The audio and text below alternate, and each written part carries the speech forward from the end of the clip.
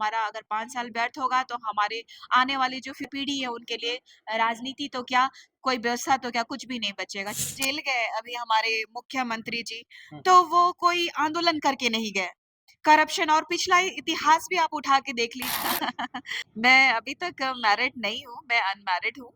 और मुझे लगता है कि जब ऊपर वाला लिखा होगा तो फिर मेरी शादी होगी। पिताजी भी झारखंड आंदोलनकारी रहे और उनका संघर्ष देखा है। और मुझे जहाँ तक लगा कि अगर हम जैसे युवा अगर अपने झारखंड के परिप्रेक्ष्य में नहीं आएंगे तो शायद हमारी पीढ़ी जो है इंटरेस्ट नहीं रखेगी और हमारी जो संस्कृति जो सभ्यता है, हमारे हक और अधिकार छीनते जा रहे हैं। जितने भी श्रोता हैं और दर्शक हैं, सभी को मेरी तरफ से खतियानी जोहार। मैडम, सबसे पहले आपके निजी जीवन के बारे में जानना चाहेंगे कि आपने एजुकेशन क्या किया है? क्योंकि बहुत सारे लोग जब आपने पार्टी जॉइन किया जेल कैंप तो आपके भाषण से लोग आकर्षित हुए हैं। तो लोगों ने आपके बारे में जानना चाहा कि आपकी क्वालिफ़िकेशन क्या है, बैकग्राउंड क्या है? मैं मास्टर की हूँ जर्नलिज्म में। अच्छा, अच्छा। और मेरी पढ़ाई भी हुई है गुमला से ही शुरू हुई है और उस्लाम कॉन्वेंट की प्रोडक्ट रही हूँ। उस्लाम कॉन्वेंट से अपनी शिक्षा दीक्षा ग्रहण करने के बाद केओ कॉलेज में मैं पढ़ी। केओ कॉलेज से फिर मैं होटल मैनेजमेंट के लिए वेस्ट बंगाल दुर्गापुर गई। फिर वहाँ से जब मेरी जॉब लगी आईटीसी बैंगलोर में तो मुझे फील हुआ कि मैं कॉर्पोरेट लेवल के जॉब के लिए नहीं बनी हूँ, क्योंकि मेरे पिताजी भी झारखंड आंदोलनकारी रहे और उनका संघर्ष देखा है। और मुझे जहाँ तक लगा कि अगर हम जैसे युवा अगर अपने झारखंड के परिप्रेक्ष्य में नहीं आएंगे तो शायद हमारी पीढ़ी जो है इंटरेस्ट नहीं रखेगी और हमारी जो संस्कृति जो सभ्यता है, हमारे हक और अधिकार छीनते जा रहे हैं। वो चीज़ें मैंने जब देखी है तो मुझे लगा कि एक तरह से कि अपने वापस झारखंड जाना चाहिए।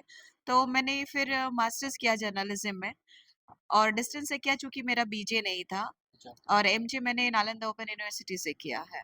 तो मैडम जर्नलिज़्म के बाद लोगों की आवाज़ बनते-बनते आप पॉलिटिक्स में आके क्या बृहद स्तर पे करने चाहें क्या? चूँकि एक पत्रकारिता एक भारत में कहा जाता है चौथा स्तंभ है।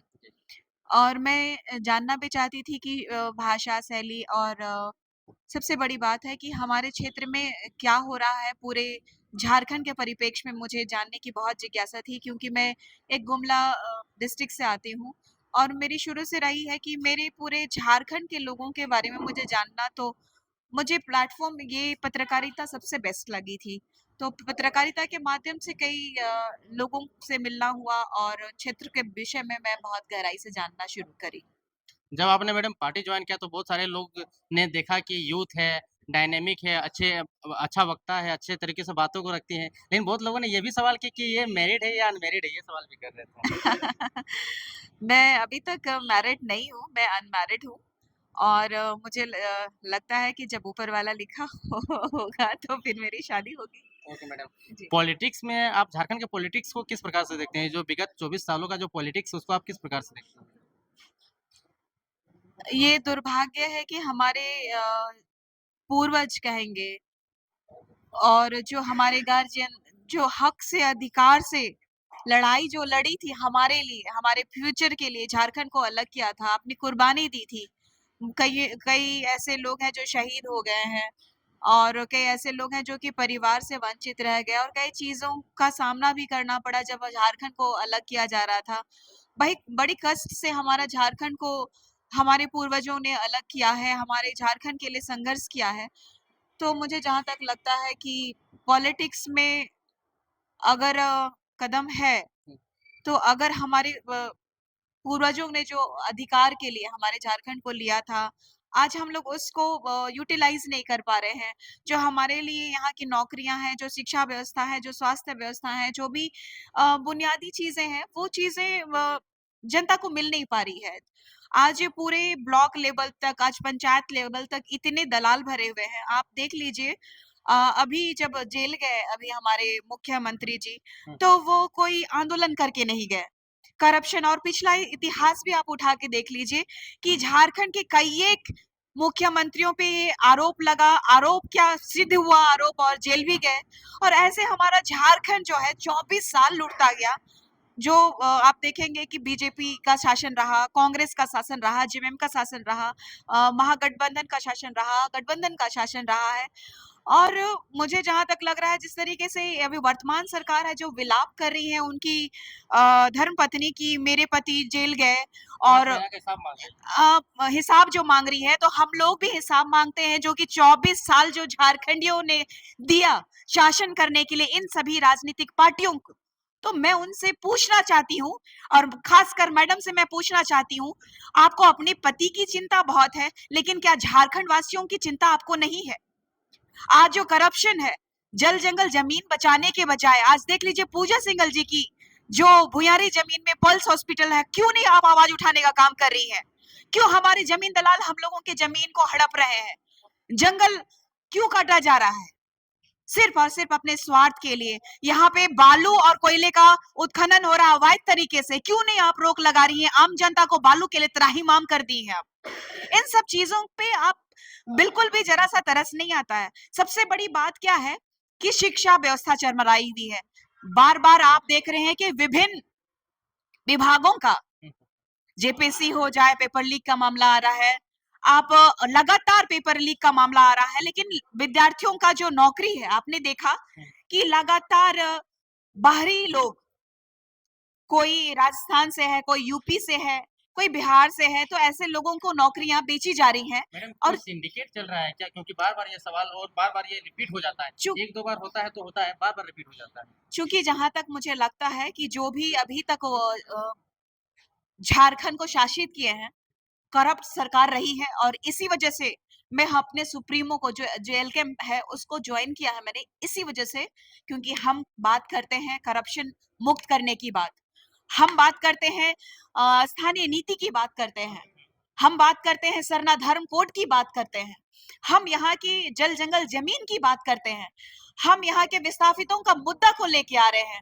तो हमारे पास एक मुद्दा है, एक जिनमें लड़ाई है, जो कि हम लोग देख रहे हैं कि पूरे धरातल में जो करप्शन जो फैली हुई है, उसको मिटाने की बात कर रहे हैं, युवाओं के परिप्रेक्ष्य में सरकार की बनाने की बात कर रहे हैं। तो मुझे पूरा उम्मीद है कि जो 24 साल हमने सरकार को समय दिया है, और उन 24 सालों में ये सभी पार्टियां, जो बीजेपी है, जेएमएम है, आजसू है, कांग्रेस है, ये सभी सरकार विफल रही है।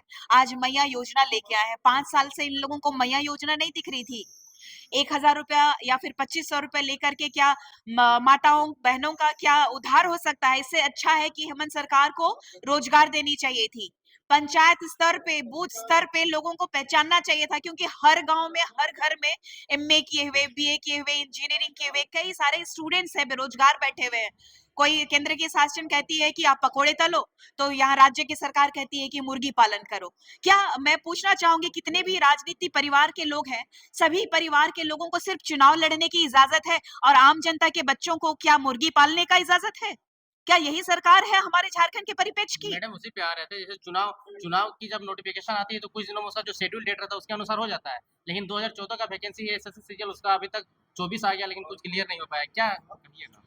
ये झारखंड सरकार की विफलता को दर्शाता है, और ये सभी युवा देख रहे हैं, युवा जागृत है, युवा शिक्षित है, और युवा समझ रही है कि हमारे लिए आने वाला फ्यूचर कौन है। हमारे सुप्रीमो को आज पूरे झारखंड में मान इसलिए मिल रहा है क्योंकि हक की लड़ाई वो लड़ रहे हैं। चाहे वो शिक्षकों की बात की जाए, चाहे वो रोजगार के परिप्रेक्ष्य में बात की जाए, चाहे स्टूडेंट के परिप्रेक्ष्य में बात की जाए, हर परिप्रेक्ष्य में वो खरे उतर रहे हैं, जिसकी वजह से आप लोग देख भी रहे हैं कि कई तरीके की आलोचनाएं भी उनके परिप्रेक्ष्य में लोग कर रहे हैं, क्योंकि विपक्ष इतनी तेज से चल रही है, क्योंकि हम लोग जो है धरातल पे है। समझ लीजिए कि इनकी पार्टी में आम जनता चुनाव लड़ रही है, और इनके पार्टी में सिर्फ इन लोगों ने जो मोटा पैसा झारखंड को लूट करके कमाया है, वो खर्च करने का काम करेंगे अभी। तो सिर्फ और सिर्फ ठगने का काम कर रही है अभी की वर्तमान सरकार है, जो महागठबंधन सरकार है, बीजेपी की सरकार है। तो मुझे जहां तक लगता है, युवा जाग चुके हैं और समझते हैं कि जेल कैम्प जो है हमारे साथ है, और जेल कैम्प जो है झारखंड को बचाने का पूर्णतः काम करेगी। मैडम झारखंड में पुलिस हो, पदाधिकारी हो, ये लोग का ट्रांसफर पोस्टिंग होता है, लेकिन जैसे ही चुनाव आ गया कोई जेएमएम से ट्रांसफर होकर बीजेपी में जा रहा है, कोई बीजेपी से ट्रांसफर होकर इसमें हो जा रहा है। ये एक प्रचलन चला है, बड़े बड़े मुख्यमंत्री रह के लोग बीजेपी में चले जा रहे हैं, और बीजेपी तो माना जाता है कि मुख्यमंत्री का उसमें गढ़ है, बहुत सारे सीएम है, पूर्व सीएम है वहाँ पे, तो कैसे उन लोगों से फाइट करिएगा? और ये जो ट्रांसफर पोस्टिंग का जो सिलसिला है इसको आप कैसे देखते हैं? ट्रांसफर पोस्टिंग का सिलसिला तो पूरा झारखंड ये खेला जान रहे हैं कि जब तक जेब में माल नहीं आएगा तब तक चुनाव नहीं हो पाएगा। तो ये मुझे लगता है, जहां तक कि पूरी की पूरी झारखंड में जो ट्रांसफर पोस्टिंग करने वाले पदाधिकारी भी परेशान है कि बार-बार उनकी ट्रांसफर की जा रही है, बार-बार उनसे मुझे जहाँ तक सुना है मैंने और देखा भी है, कई जगह पे हमने देखा है, मैं सरकार में रहते हुए हमारी जनता का काम नहीं हो रहा है, सिर्फ ट्रांसफर और पोस्टिंग हो रही है और बार-बार अधिकारी चेंज हो रहे हैं जिसकी वजह से हमारे स्थानीय लोगों को भी कई समस्याओं का समाधान करना पड़ा है। हमेशा लड़ाई लड़नी पड़ी है, लेकिन कोई सुनवाई नहीं हुई है सरकार में, लगातार। चाहे आप देख ही रहे हैं कि हर क्षेत्र में कोई सुनवाई नहीं हो रही जनता की, सिर्फ ट्रांसफर पोस्टिंग्स ही हो रही है और बार-बार है कि सरकार अपनी उपलब्धियों गिनाने पे लगी हुई है। आप मुझे बताइए कि आज जब सरकार का कार्यकाल समाप्त हो रहा है, तब आप योजनाएँ लेके आ रहे हैं। तो ये आप सिर्फ जनता को लॉलीपॉप देने का काम कर रहे हैं, जनता को ठगने का काम कर रहे हैं। तो मुझे लगता है कि जहाँ तक ये जो जुमलेबाजी है, अब ये नहीं सुनेगी क्योंकि हमने 24 साल गँवा दिया। आप हमारे झारखंड में आप हमारी विधानसभा की बात करेंगे, तो बीजेपी के जो उम्मीदवार हैं, तकरीबन 20 साल, 15 साल उन्होंने लोकसभा में दिया और अभी मुझे लगता है कि 5 साल उन्होंने विधायकी में दिया। 20 साल उन्होंने पूरे गुमला के वासियों को उद्धार नहीं कर पाए, कोई बुनियादी सुविधा नहीं दे पाए, किस बेसिस पे बीजेपी के कैंडिडेट को वोट दिया जाएगा? और दूसरी बात रही कि जेएमएम के जो कैंडिडेट है, वो भी 10 साल, दूसरी बार अभी विधायक है वो। हैट्रिक मारने जा रहा है। मुझे जहाँ तक लगता है कि अब इन लोगों की जुमलेबाजी नहीं चलेगी चूँकि अभी जो रोना ये मुख्यमंत्री जी की पत्नी रो रही हैं, वो जनता समझ रही है। क्योंकि अभी ही देखिएगा उत्पाद सिपाही में तकरीबन मुझे लगता है कि 9 लोगों की ना ज़्यादा। अ, 17 लोगों की, यस, 17 लोगों की मौत हो जाती है। उनको चंद रुपये दिए जाते हैं, लेकिन क्या उनका दर्द कभी विडंबना वो समझी है क्या? मुझे तो कभी-कभी डाउट होता है कि वो झारखंडी है भी कि नहीं। आपके विधानसभा क्षेत्र से आते हैं मैडम, आपके जो वर्तमान विधायक है या हैट्रिक जो लगाने जा रहे हैं, उनके ऊपर कई धर्मगुरु के नाम में जो क्रिश्चियनिटी का जो ज़मीन है, उसके ऊपर भी कुछ आरोप-प्रत्यारोप का खेल चल रहा है, क्या मामला है? जहाँ तक मैं सुनी हूँ ये क्रिश्चियंस का नहीं, ये सरना ज़मीन की बात आप बोल रहे हैं, पुगु वाली बोल रहे हैं क्या? तो इस विषय में मैं पेपर्स वगैरह तो चेक मेरे को नहीं पता है इस विषय में। जनता जो आरोप लगा रही है। अगर ये जनता आरोप लगा रही है तो आप ही सोच सकते हैं कि वर्तमान में जो विधायक हैं, हमारे धर्मगुरु हैं, चाहे जो एक्स वाई जेड जिनका भी नाम आ रहा है, तो ये कितना घृणित काम है कि समाज को ठगने का काम किया जा रहा है। लगातार हम जैसे युवा कभी रेल रोको सरना कोड के लिए कर रहे हैं, तो कभी चक्का जाम कर रहे हैं कि हमारे लिए धर्म की अस्तित्व की लड़ाई हो और बार-बार मैं एक ही बात कहना चाहूँगी कि मैं भी पूर्व में कांग्रेस में रही और कांग्रेस के सबसे सीनियर कद्दावर लीडर जो इनको भारत में लोग चहेते भी कहते हैं कि राहुल गांधी जी ने कहा था कि हमारे जो आदिवासी हैं पूरे भारत के प्रथम नागरिक हैं, लेकिन हमारी स्थिति वास्तु स्थिति कहाँ है? आज हम रोटी कपड़ा मकान के लिए तरस रहे हैं।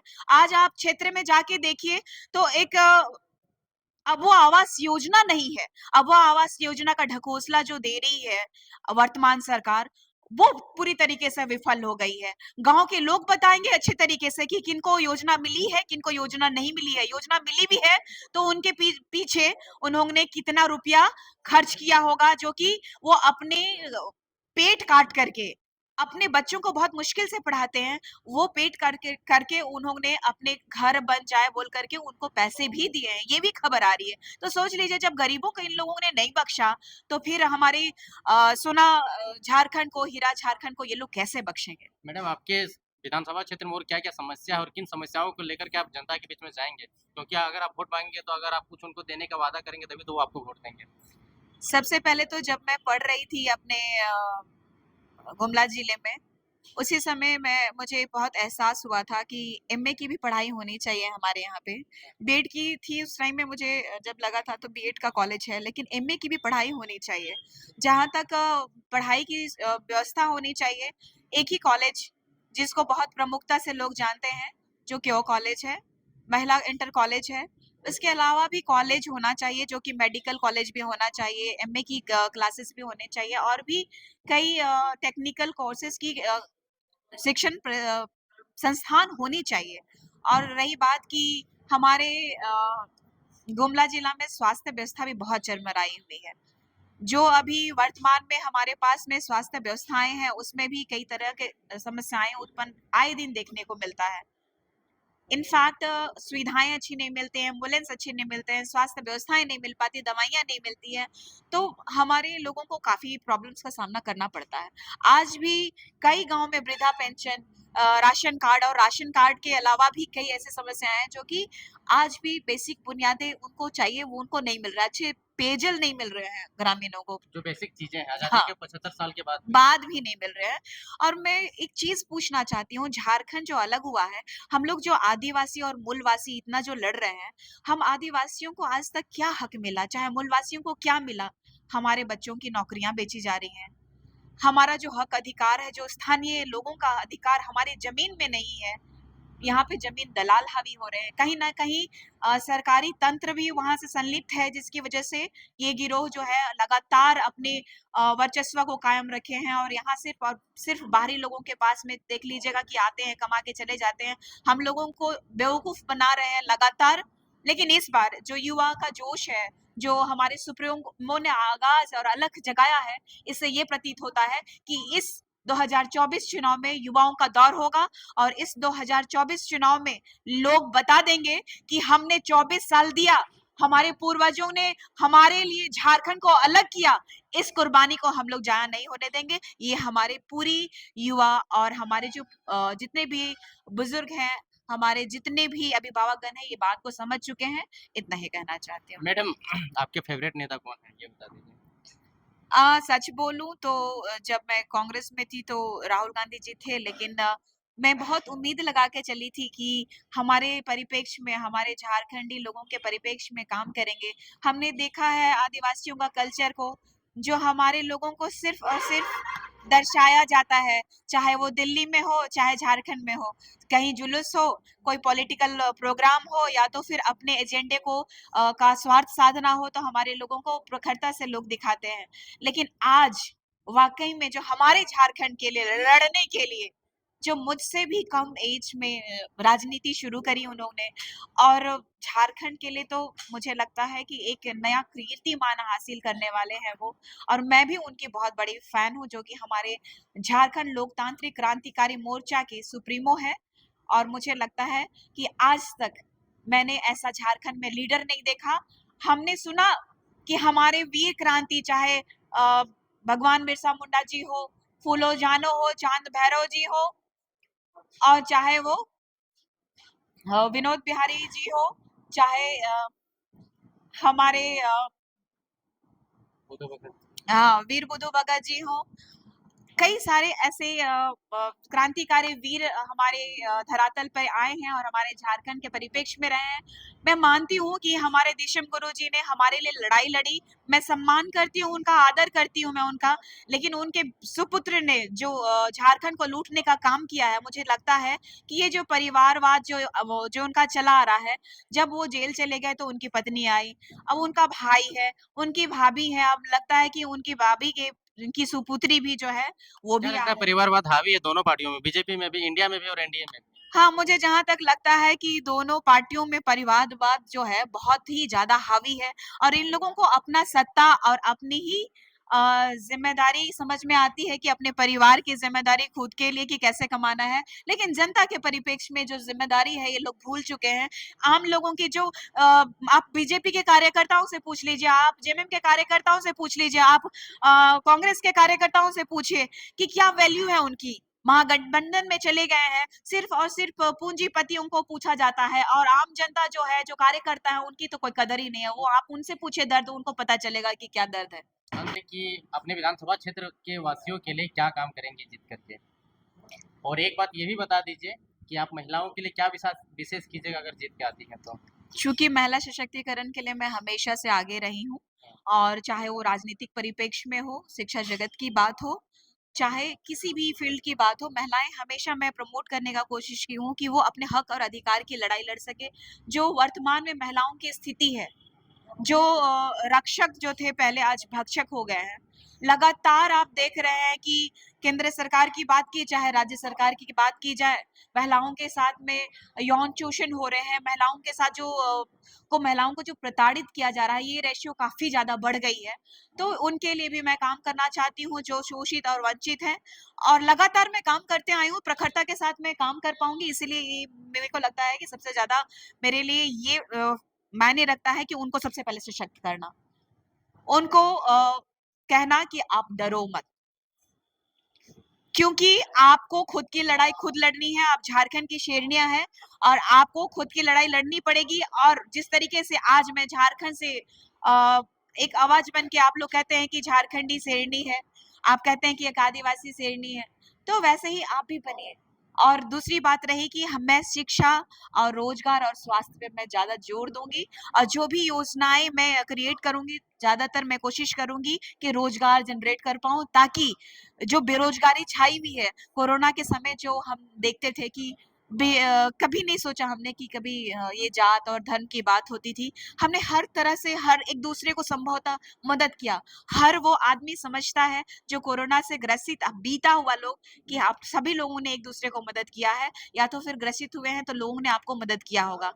तो क्यों ना अपने गुमला जिले को बचाने के लिए आप लोग अपनी योगदान दीजिए। आप लोग भी अपना पूर्ण योगदान देने की कोशिश करिए, ताकि हमारा जो गुमला और हमारा पूरा झारखंड है वो बच सके बिचौलियों से और दलालों से, जो कि 24 साल जो हमने व्यर्थ किया है। और हमारा अगर 5 साल व्यर्थ होगा तो हमारे आने वाली जो फ्यूचर है, पीढ़ी है, उनके लिए राजनीति तो क्या, कोई व्यवस्था तो क्या, कुछ भी नहीं बचेगा।